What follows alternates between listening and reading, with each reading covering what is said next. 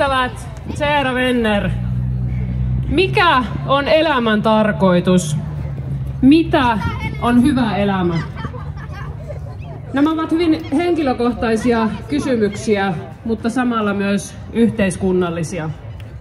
Politiikassa meidän täytyy välillä parata perusasioiden äärelle, sillä perusasiat ja perusarvot näyttävät meille oikean suunnan maailman myrskyjen keskellä. Rohkenen esittää näitä suuria kysymyksiä näin vappuna, sillä vappuna jos jolloin on hyvä pohtia, mikä on elämässä ja yhteiskunnassa tärkeää ja arvioida, onko kurssimme oikea. Moni vastaa ehkä, että tärkeintä on terveys. Joku vastaa ehkä, että tärkeintä ovat lapset ja muut läheiset. Toinen saattaa sanoa, että tärkeintä on luonto tai kulttuuri. Meidän poliitikkojen on syytä miettiä, vastaavatko päätöksemme ihmisten arvostuksia. Minä kysyn, vastaako Orpon-Purran hallituksen sosiaaliturvan, vanhuspalveluiden, terveydenhuollon, lastensuojelun, koulutuksen, kulttuurin, ympäristönsuojelun leikkaukset ihmisten arvostuksia? Hyvät toverit, vappuna me muistamme, juhlimme ja kiitämme nykyisiä ja menneitä työntekijöiden taisteluita paremman yhteiskunnan puolesta. Ajan edetestä voi helposti unohtaa, minkälaisia uhrauksia meitä edeltävät ovat tehneet nykyisin itsestäänselvinä pitämiemme oikeuksien puolesta.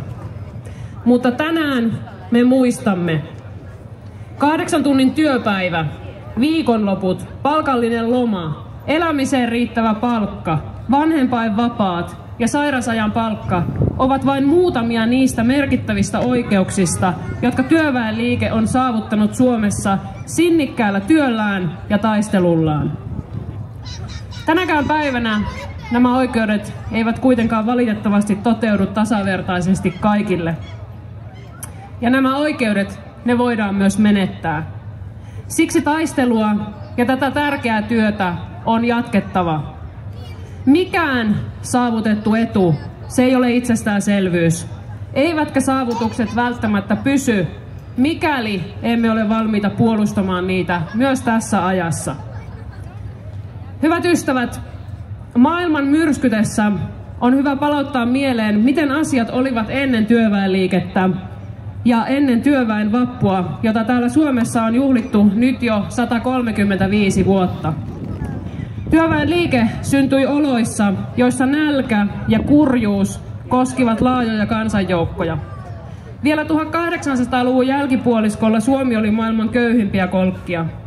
1860-luvulla koko Länsi-Euroopan toiseksi viimeinen nälänhätä koettiin Suomessa, kun jopa 200 000 suomalaista menehtyi nälkään ja sen aiheuttamiin tauteihin vain parissa vuodessa.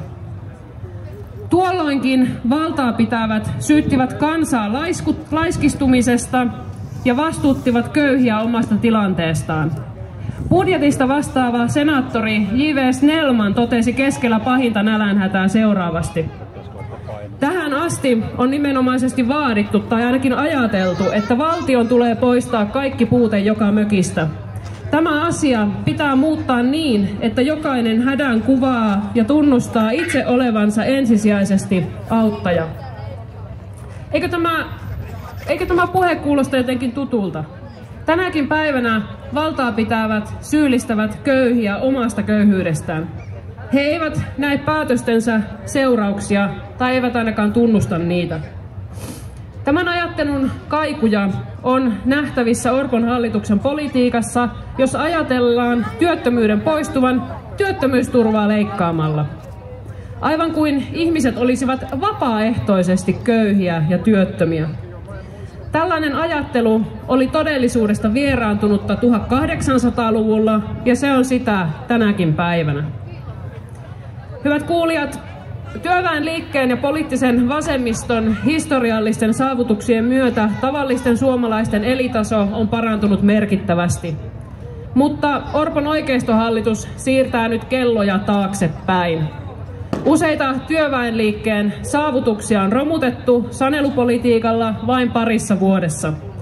Työttömyys, köyhyys, nälkä ja asunnottomuus ovat kääntyneet tällä hallituskaudella kasvuun. Oikeistohallituksen suuret sosiaaliturvaleikkaukset ovat lisänneet ihmisten ahdistusta, ylivelkaantumista ja häätöjä. Ruoka-avun tarve on kasvanut ja yhä useampi joutuu valitsemaan ruoan ja lääkkeiden välillä. Tämä ei ole opposition pelottelua, vaan kyse on tuoreen sosiaalipalometrin tuloksista. Hyvät ystävät, hallituskauden alusta lähtien meille on tolkutettu, että näitä leikkauksia on tehtävä, koska Suomella on yksinkertaisesti rahat loppu. Mutta muutama viikko sitten kehysriihessä yhtäkkiä rahaa löytyykin aivan miljardikaupalla rikkaiden ja suuryritysten veronkevennyksiin. Kaikkien aikojen jättipotti raharikkaille ja Etelärannan herroille rahoitetaan tietysti velkarahalla. Päälle otetaan vielä miljardin pikavippi eläkerahastosta. Velkalaiva ei siis käänny, vaan ankkuroituu hetkeksi satamaan nimeltä Valtion eläkerahasto. Hyvät toverit, keväällä 2025 hallituksen puheissa on toistunut sana kasvu, mutta kun raaputtaa pintaa, näkee näiden puheiden todellisen tarkoituksen. Huomion siirtämisen pois leikkauksista, pois arjen heikennyksistä ja pois niistä päätöksistä, jotka osuvat kipeimmin tavalliseen työntekijään, tavalliseen suomalaiseen. Tosiasiassa hallituksen suuri suunnitelma ei ole valtion velan taittaminen, vaan hyvinvointivaltion purkaminen. Palanen kerrallaan. On tärkeää muistaa, että Suomi ei ole vain seurannut sivusta talouden haasteita. Finanssikriisistä lähtien on tehty niin sanottuja kasvutoimia. Yhteisöveroa on kevennetty, kiky-sopimus tehty, tutkimus- ja kehitystoimia lisätty. Mutta silti, aina kun kasvua ei näy, keksitään jälleen uusi veronkevennys rikkaille, uusi leikkaus, uusi niin sanottu uudistus. Nykyisellä hallituksen kaudella on heikennetty työlainsäädäntöä, purettu irtisanomissuojaa, leikattu sosiaaliturvaa ja perusteltu näitä kaikkia työllisyyden edistämisellä ilman tuloksia. Työllisyys on heikentynyt, työttömyydessä ollaan Euroopan ennätyksissä. Ennen kehysriihtä elinkeinoelämä ilmestyi jälleen valtioneuvoston portaille vaatimaan lisää verohelpotuksia suurille yrityksille ja varakkaille. Ja taas kerran hallitus oli valmis kuuntelemaan. Puhe vastuullisuudesta ja talouden kestävyydestä on heitetty romukoppaan, vaikka hallituksen aiemmat puheet ovat olleet täynnä höttöistä velkapopulismia. Hallituksen talouspolitiikalla ei ole mitään pohjaa, on ainoastaan ideologiaa, joka ei ole aiemminkaan toiminut. Perussuomalaisille ja kokoomukselle politiikan päämääränä ja ideologiana näyttää olevan hyvinvointivaltion purkaminen hinnalla millä hyvänsä, antaminen niille, joilla on jo ennestään eniten. Hyvät ystävät, hyvät toverit, niin sanotusta kasvuriihestä tulikin siis veronkevennyksiä hyvätuloisille, suuryrityksille ja omistajille, ja samaan aikaan leikataan niiltä, keltä ei ole mistä ottaa. Pienituloisilta viedään, mutta hyväosaisille löytyy aina lisää. Köyhiä kannustetaan kepillä, rikkaita taas porkkanoilla. Ja tämän kaiken hallitus tekee poseeraten ylimielisesti sakset kädessä. Miten he kehtaavat? Mutta kyllähän he kehtaavat.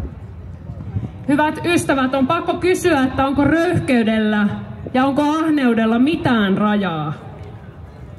Velkalaivan kääntämisestä saarnannut hallitus kiihdyttää valtion velkaantumista, jotta vuorineuvoksien joka ikinen toive voidaan varmasti toteuttaa.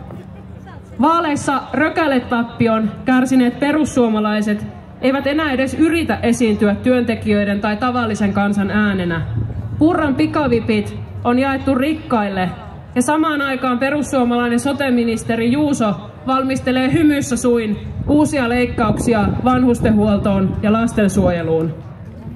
Sakset kädessä poseeraaminen kertoo perussuomalaisen puolueeliitin menettäneen paitsi arvostelukykynsä, niin myös kosketuksensa tavallisen suomalaisen arkeen. Politiikan seurauksista ja kansalaisten odotuksesta ei välitetä, vaan pääomapiirien toiveita toteutetaan kuuliaisesti ja pilkulleen. Hyvät ystävät, me muistamme vielä, kuinka Elinkeinoelämän keskusliiton Jyri Häkämies neuvoi aikanaan tulevaa oikeistohallitusta, että matsi kannattaa ottaa alussa. Ja tässäkin oikeistohallitus on tehnyt juuri niin kuin se rahoittaja elinkeinoelämä on toivonut ja hyökännyt ennennäkemättömällä tavalla suomalaisia työntekijöitä, ammattiyhdistysliikettä ja pohjoismaista hyvinvointivaltiota kohtaan. Odotetusti hallituksen puoliväliriihessä nämä hyökkäykset jatkuivat. Tavoitteena näyttääkin olevan koko yleissitovan työehtosopimusjärjestelmän hautaaminen ja AY-liikkeen murskaaminen. Nyt hallitus päätti poistaa ammattiliittojen jäsenmaksujen verovähennysoikeuden. Ja tällä päätöksellä on ainoastaan yksi tarkoitus, ja se on työntekijöiden järjestäytymisasteen heikentäminen. Tätä kautta yleissitovuus ja työntekijöiden oikeudet yritetään haudata pysyvästi. Samalla yhä uusien työelämäheikennyksien valmistelu jatkuu edelleen. Irtisanomissuojaa tullaan heikentämään ja perusteettomia määräaikaisia työsuhteita lisäämään. Nyt jos koskaan jokaisen työntekijän pitää kuulua ammattiliittoon ja myös toimia omassa ammattiliitossa. Se on paras tapa näyttää tälle rikkaiden omistamalle hallitukselle, että meidän yli ei kävellä. Hyvät ystävät, vastarintaa siis tarvitaan työpaikoilla, kaduilla ja kabineteissa. Vastarinnan vaihtoehtona on äärimmäinen eriarvoisuuskehitys ja pohjoismaisen hyvinvointivaltion korvaaminen amerikkalaisella yhteiskuntamallilla. Tämän päivän Yhdysvallat on erityisen varoittava esimerkki oligarkkiasta, eli rahan vallasta ja rahan ja vallan liitosta.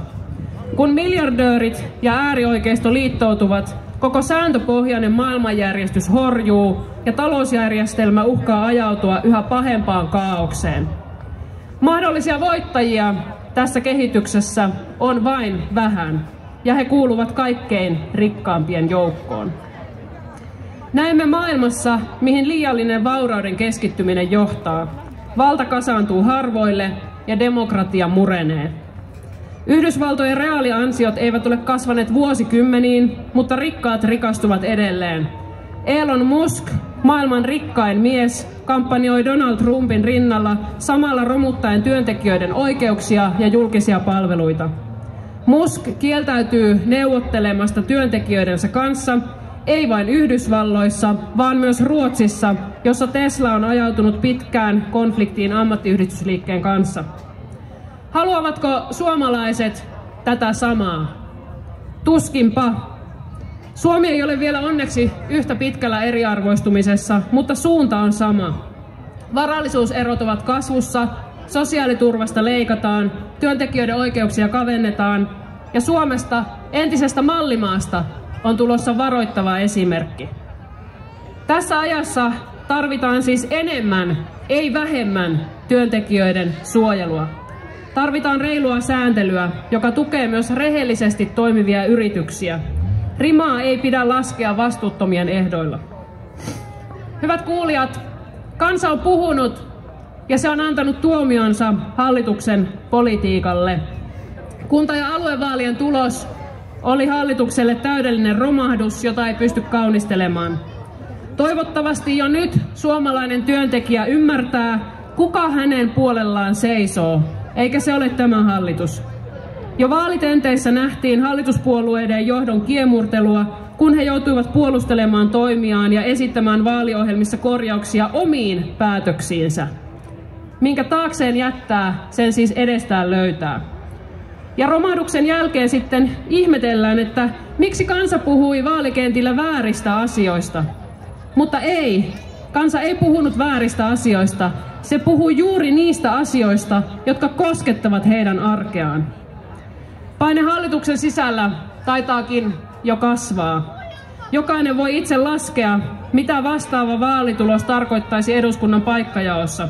Kuinka moni nykyisistä kansanedustajista istuisi enää salissa? Olemme nyt hallituskauden puolivälissä ja kyllä lähtölaskenta on alkanut. Näin on! Hyvät toverit, vaikka ajat ovat nyt kovat, on vasemmisto historiallisesti joutunut ja pystynyt toimimaan vielä vaikeammissa olosuhteissa. Meillä on näyttöä maailman toimivimman yhteiskuntajärjestelmän, pohjoismaisen hyvinvointivaltion rakentamisesta. Meillä on myös kykyä uudistaa tätä järjestelmää, tehdä siitä ekologisesti kestävä sekä entistä demokraattisempi ja tasa-arvoisempi. Rikkaiden loputtomat vaatimukset, epäonnistunut talouskuripolitiikka, nationalismi ja militarismi eivät kahlitse meidän mielikuvitustamme, vaan me katsomme aina huomiseen, aina eteenpäin. Ja me uskomme siihen, että huomenna on paremmin kuin tänään. Kära vänner, vi vill bygga ett bättre land och en bättre värld. Vi står för mänskliga rättigheter och international rätt. Denna 1 maj vi också stå på sidan av ukrainernas och palestiniernas liv. Vi fördömer Rysslands illegala anfallskrig i Ukraina och stöder Ukraina i dess kamp för dess oberoende och suveränitet. Vi kräver att Israel stoppat folkmordet i Gaza. Vi kräver att den finska regeringen stoppar vapenhandel med Israel och erkänner staten Palestina. Me seisomme Ukrainan tukena sen taistellessa Venäjän laitonta hyökkäyssotaa vastaan, ja me vaadimme, että Israel lopettaa Gazan kansanmurhan. Me vaadimme Suomen hallitusta lopettamaan asekaupan Israelin kanssa ja tunnustamaan Palestiinan valtion. Hyvät toverit, hyvät ystävät, palatkaamme alkuun. Itse en osaa vastata siihen, että mikä on elämän tarkoitus. Vaikka ihmiset pitävät eri asioita arvossa, on mielestäni politiikan tarkoituksena luoda hyvän elämän edellytykset kaikille, ei harvoille. Nähdäkseni politiikan tarkoitus on yhtäältä vähentää kurjuutta, köyhyyttä, eriarvoisuutta, väkivaltaa, sairautta ja pahoinvointia, varmistaa kaikkien perustarpeiden täyttyminen. Toisaalta politiikan tarkoitus on lisätä ihmisten vapautta, itsensä ilmaisemisen mahdollisuuksia ja yhteisöllisyyttä. Ja tämä kaikki on tehtävä niin, että säilytämme tulevienkin sukupolvien elämän edellytykset maapallollamme. Siinäpä meillä on paljon tekemistä, mutta me emme pelkää työtä, vasemmisto on valmis tarttumaan toimeen. Ja tänään me juhlimme. Hyvää vappua kaikille!